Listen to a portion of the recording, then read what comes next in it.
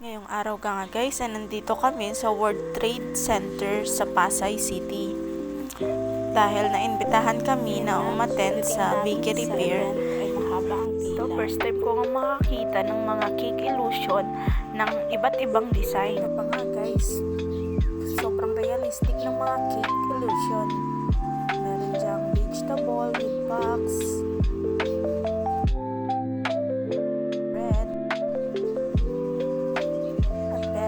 steak, saka yung parang garden at yung ramen soup. Dito nga pala yan guys sa bakery fair. Marami kami guys dito nakitang mga iba't ibang donut. Kasi dito guys pina-promote ang iba't ibang brand ng product na ginagamit sa paggawa ng tinapay, pastry, cakes.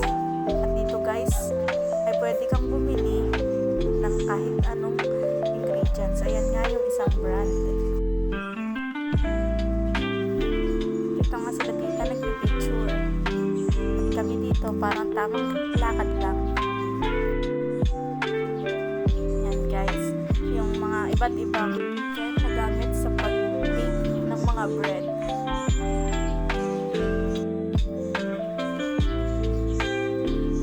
Nakakita kami ng may toothpick na bread. Ibig sabihin, yan ay pre-taste.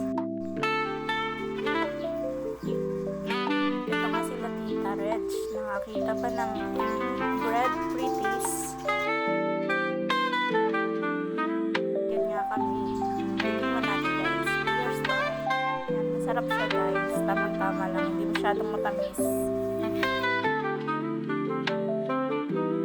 Guys, pumunta kami sa front.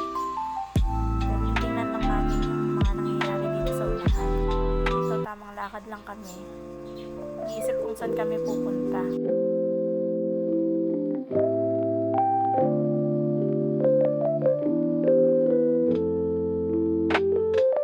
Gandahan muna tayo for today's video. Yan.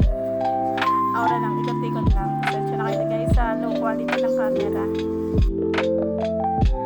Ako sa mga cake design. Yan pala guys ay competition ng mga cake bakers sa pinuntahan ko. Yan guys, sobrang gaganda ng cake niyan sa personal. Yan pala guys ay competition din. May mga mananalo. Lakad lang kami. Dito pa nga pala guys, pwede kayo bumili dito ng yan guys, free taste ulit lang.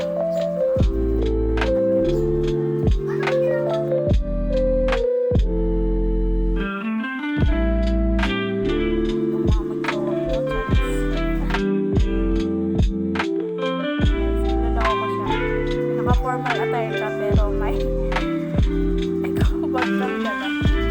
Ayan guys, sobrang bait niya. Guys, nakakita kami ng cookies na ice cream kaya nila na nila. Guys, ora-orahan muna. Ayan, sabi ko nga sa kasama ko mag-hi siya.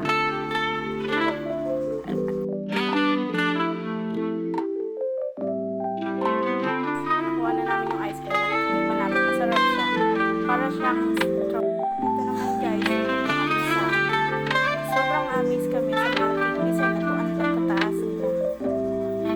Mapapaisip ka na lang kung paano nila ito nagawa. Diba?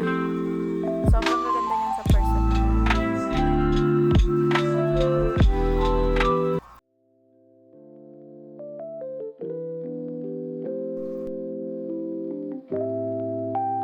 At dito nga guys, nakakita kami ng pre-taste na cookies.